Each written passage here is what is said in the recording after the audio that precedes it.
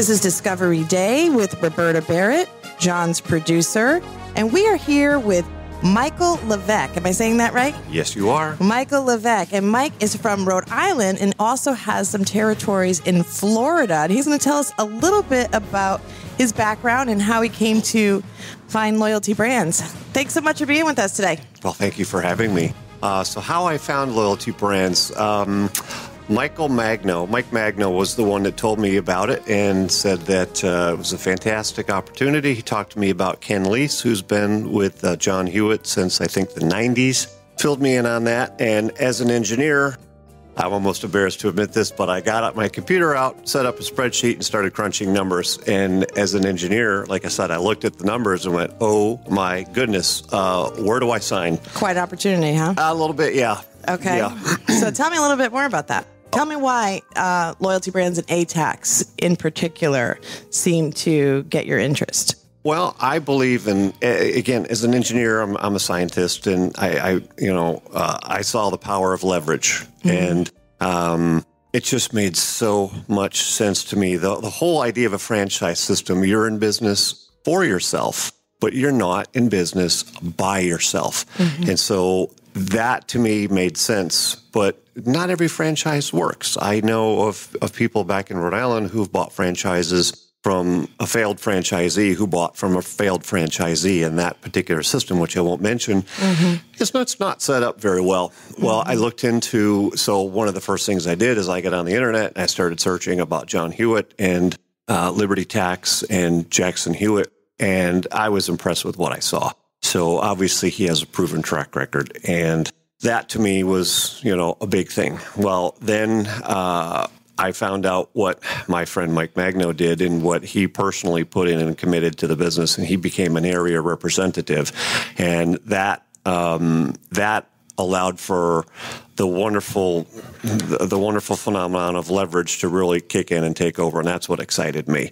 So I looked at that. Like I said, I crunched the numbers, and he and I went in partners. So we have Lee County, Florida, and then once I got, shall we say, the inside look at the numbers, I got further excited and started crunching more numbers. And then I bought the state of Rhode Island by myself. The whole state of Rhode Island. Well, is Rhode Island the smallest state? It is the smallest state. Okay. It's only 31 territories. So, and then we have 22 in Florida. So between the two, well, I count Rhode Island as 30 territories. So 30 and 22 is 52. And I guess that makes a full deck of cards. You add me in, and now you have a joker. Wow. There you go. So can you tell me a little bit about your past and why you started thinking about doing this based on your experience and your background? Well, my whole life has been in corporate America, and I've never been afraid of hard work, ever. I usually outwork most people, but corporate America has been wonderful to me. It's been a good thing, but the game has changed, and there's a book out there called Who Moved My Cheese? Yes, I know it very well. Yeah, and so just given the nature of how things have changed, I knew that there just was not any security anymore, and the rules are continuing to change. And so I thought the best opportunity was to go into business for myself. But I didn't want to open a standard individual by myself, for myself and by myself business. So again, the franchise was the best opportunity, but I was not actively looking. And like I said, Mike called me up and explained the opportunity. And well, I'm an engineer. I think I've said that 3 or 4 times. The numbers spoke to me. So you're one of our newest franchise area representatives, correct? Yeah, I think I've been in about 5 weeks. 5 weeks? Something like that. At the end of April. So what have you learned in these past couple of days at Discovery Day? Oh, my goodness. What hair I have left has been blown back. Really? Yeah. It is a fantastic group of people. I was fired up coming into this. I've been fired up the whole time, but it's just the level of integrity. And that's the most important thing to me, is integrity. And I don't think there's ever a substitute for integrity, and you can't have other qualities and characteristics that shine, that can make up if you don't have integrity. So I think the integrity of the people within the system impressed me greatly. Anybody that's listening, I'm sure, has been burned or knows someone who has been burned. And, you tend to get a little gun shy. So I tend to pay attention to details based on the background that I have. And the things that I've seen from the people that I've interacted with have impressed me, greatly. So it's the level of integrity, but it's the cohesiveness of the group, and it's the cohesiveness of the organization. But further, I'm also a big picture thinker. Being an inventor, I'm also a big picture thinker. So I talked about leverage, and I think the franchise system is a wonderful thing of leverage. Well, if you take a number like, say, 4 and multiply it by, if you multiply it by 4, you got 4 times 4, 16. But if you raise it to the power of 4 to the 4th, well, I don't know what that is off the top of my head, but that's exponential growth. So that's what I see here with loyalty brands.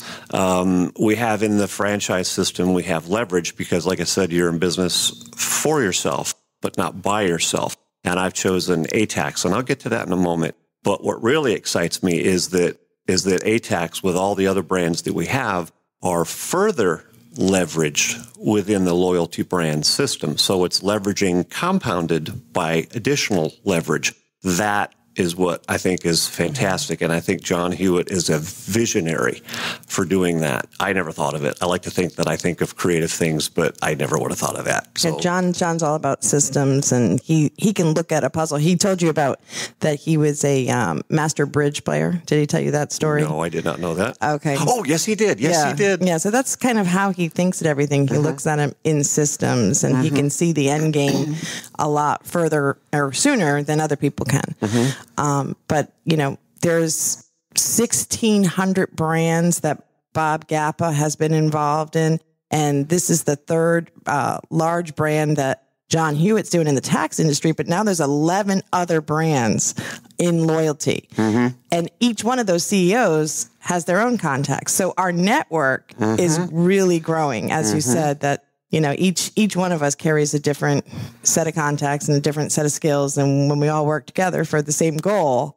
Oh, this weekend I've met several of the CEOs from a lot of the other brands, and my brain immediately goes to, well, how can I help? And do I have any contacts in that area? So I've reached out to contacts from Houston to Chicago to New Jersey to Maryland to a few different other places, and none of them are in my areas, and that's not going to help me. But, if I'm part of the system, which I am, and I can help someone else within the system, oh gosh, I'm happy to. And so, when the tide comes in, all the ships rise.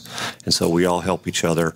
And I know it sounds a little bit like Kumbaya and a little hokey and corny, but, if you had an opportunity and if you had an environment where people were really, truly happy to help each other, and not everybody is as gung ho about that, but my attitude is, if I can help somebody else and they're part of the system and I'm part of the system, well, the system supports me, so I'm supporting the system and the system is supporting me. I think everyone has a little bit of a skin in the game in loyalty brands, so that's why it makes it a little bit different than other places. Agreed. It's coming out of their pocketbook as well. Right. So it's going in the same place. Yes. Right. So tell us a little bit about ATAX. I think that ATAX to me just makes sense. Again, it's the numbers. There are certain segments of the market that are just growing. I think it's 55% of the people. 277 million file every year. I know. And 55% of those, and that percentage has been stable. Use a paid preparer, and certain segments of that market are growing and growing rapidly. And one of them is the Spanish-speaking market. And, well, ATAX is the only one with the vision to be able to go after them, and they have the power to do it. And they have the right approach and the integrity. And like I said, at the end of the day, integrity is really all that matters in my book. Yeah. Well, thank you so much for coming on with us today. It was a real pleasure meeting you, and hopefully the next time that you come here, we'll have a tax season underneath your belt, and you'll be able to tell us a little bit more about that. Absolutely. Thank you for having me. Thanks so much, Mike. You have a pleasant day.